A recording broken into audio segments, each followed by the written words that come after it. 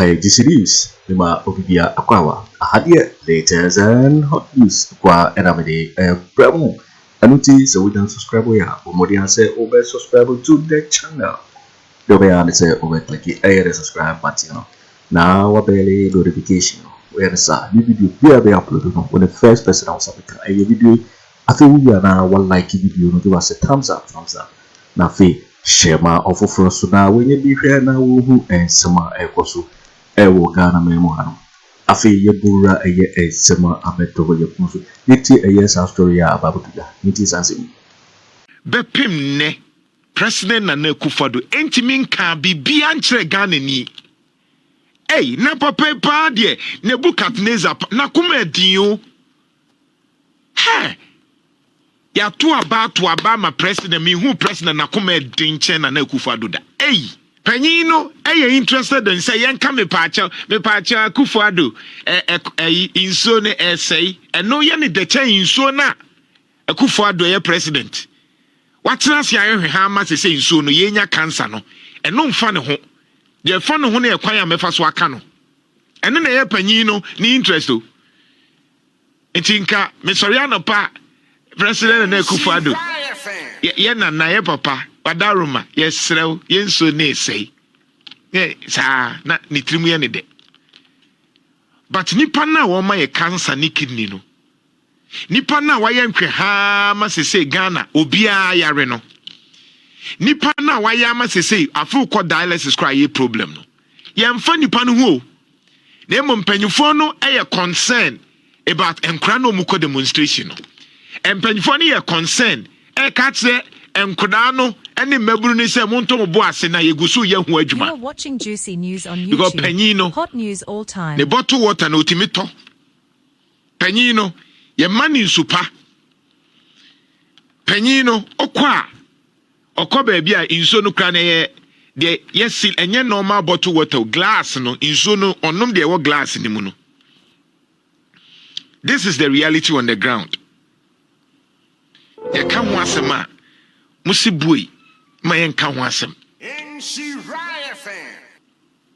Baby, I do know.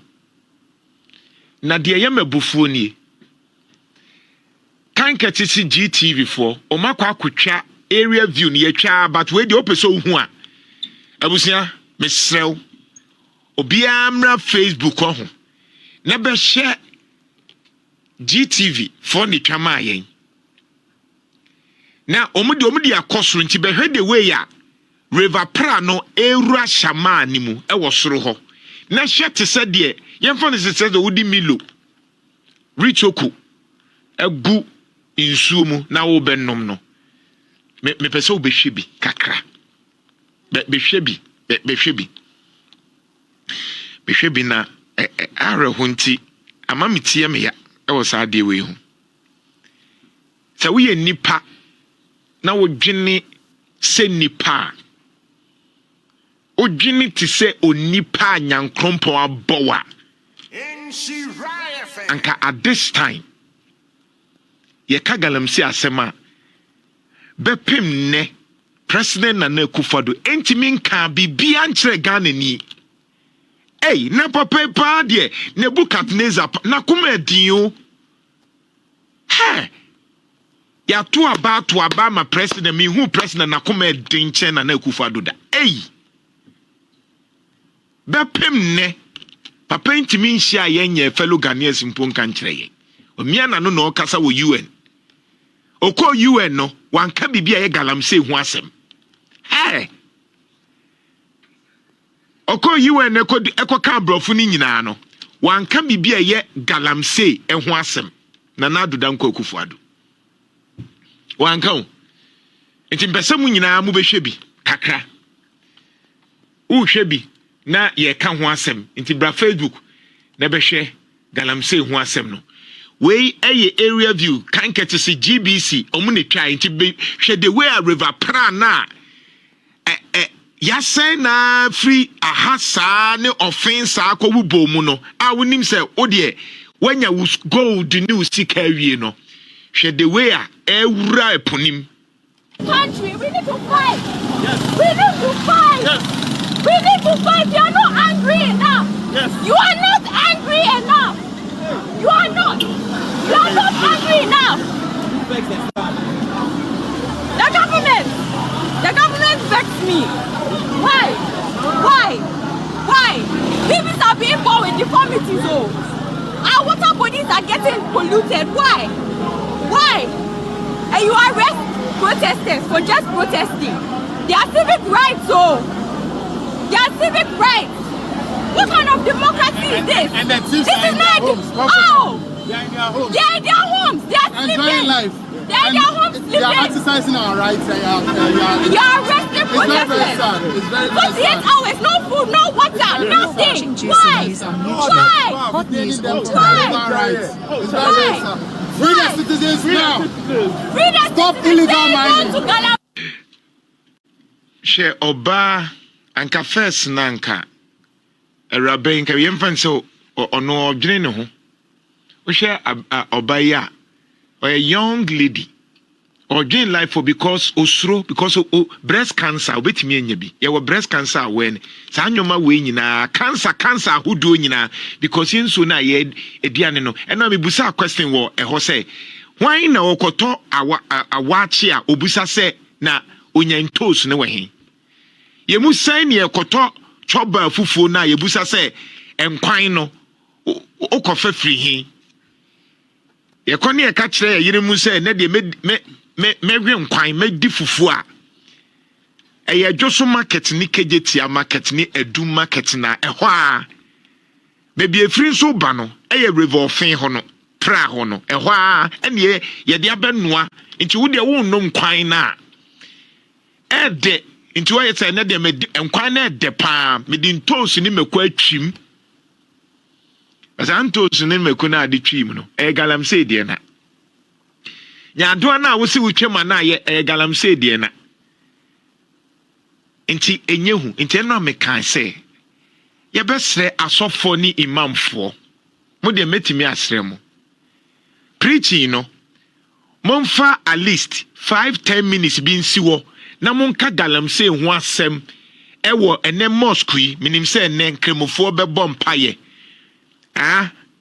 monfa 10 minutes bi nsiwo na monfa nka galamsey ho asem asofo no ochina memendafo monfa 10 minutes bi mo de mo be preach 1 hour mo de monfa 10 minutes bi nsuo na monka galamsey ho asem why esremo kwasiada for no so monye samaye se crusade akese a ye ka se honhom mu momra ne ntu baye no baye bie no we chen galamsey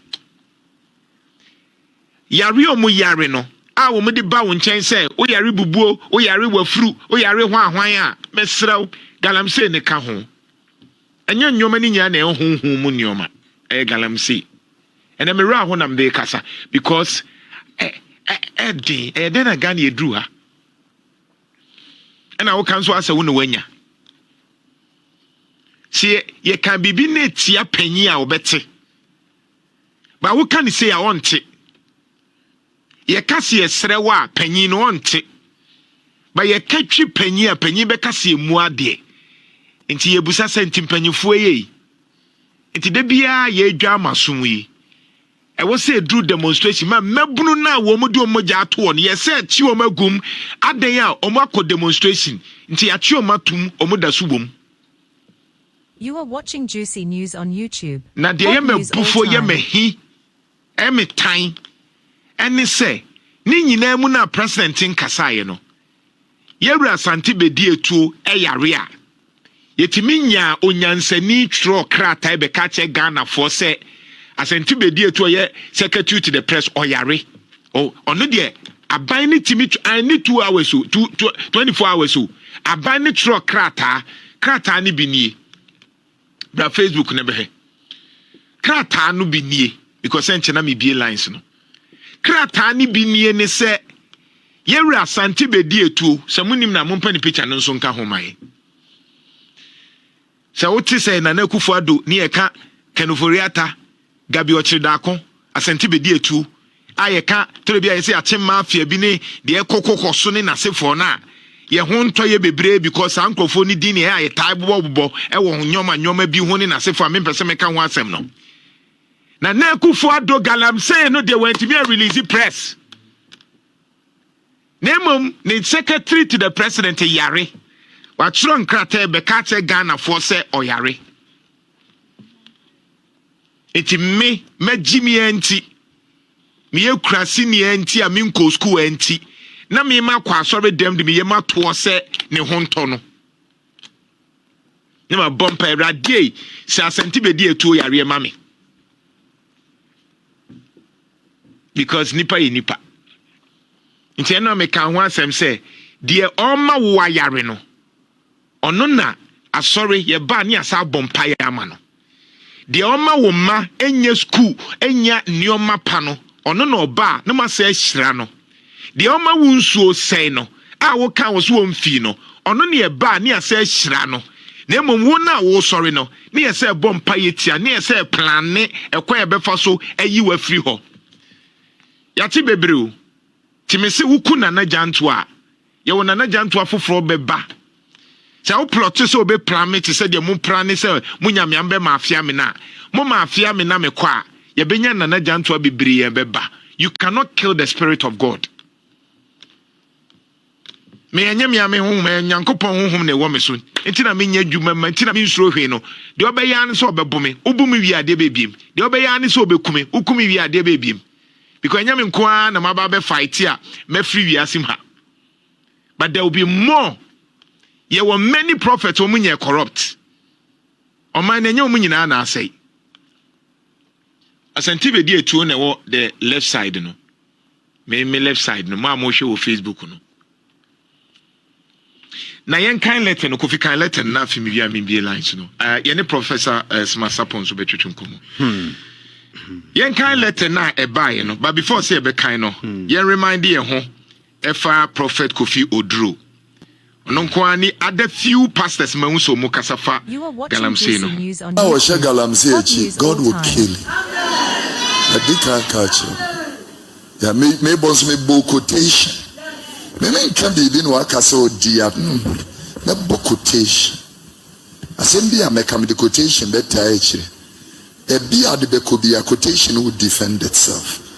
Yeah. The Lord said, I will kill her children with death. It's a galamsey for the name send penny for Ghana and a galamsey they fund the party.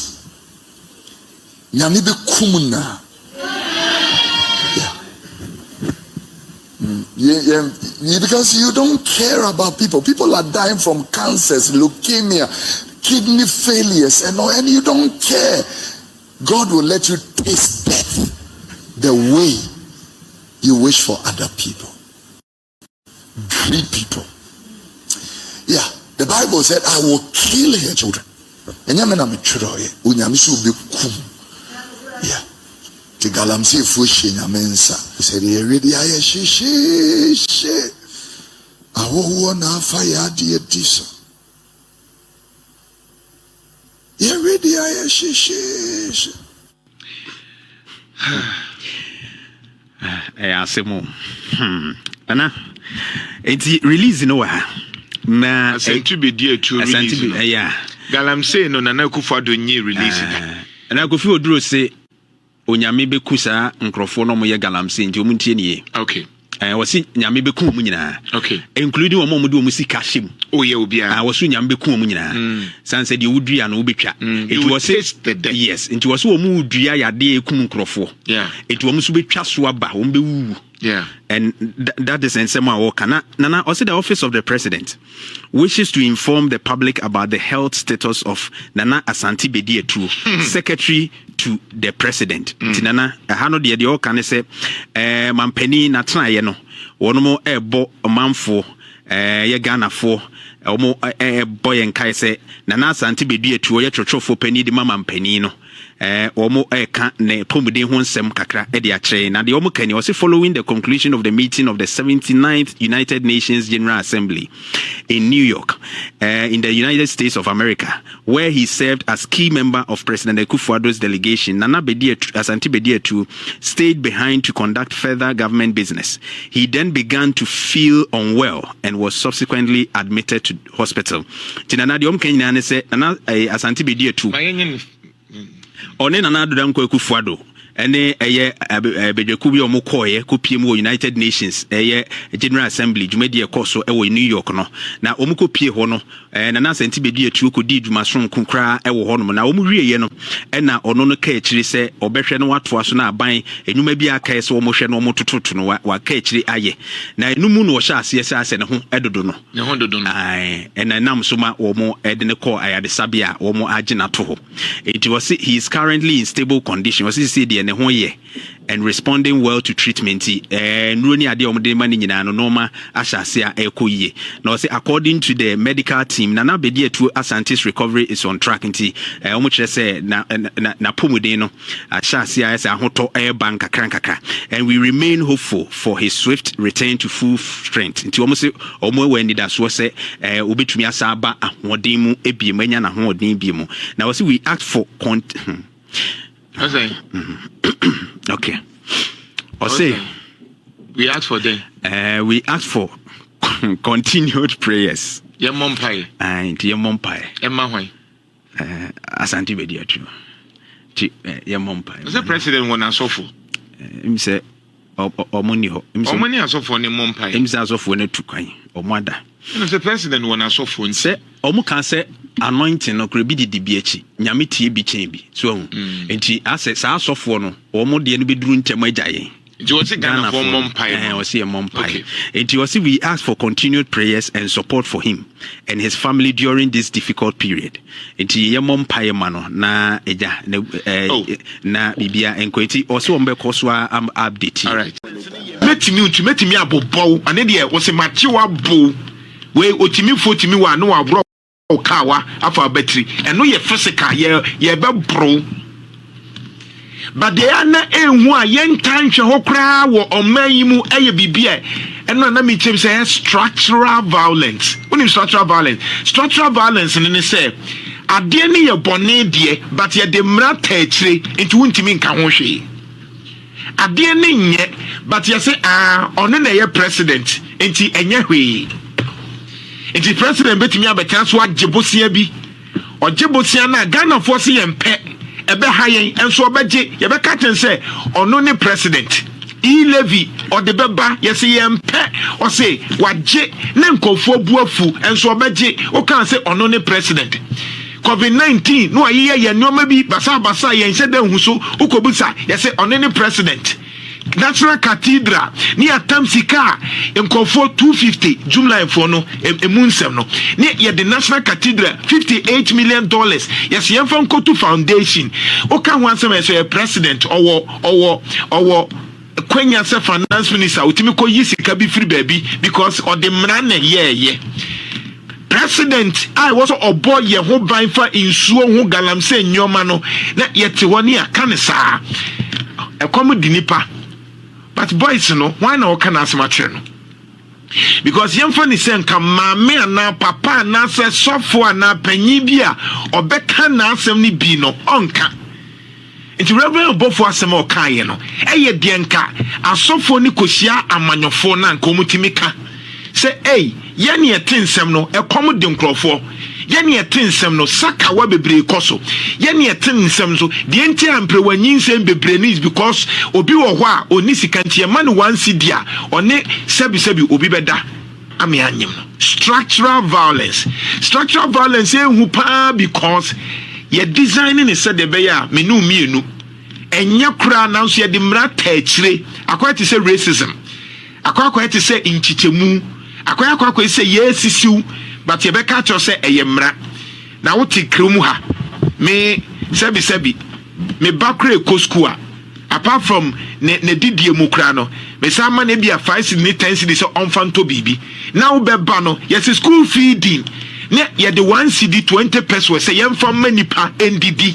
That is structural violence.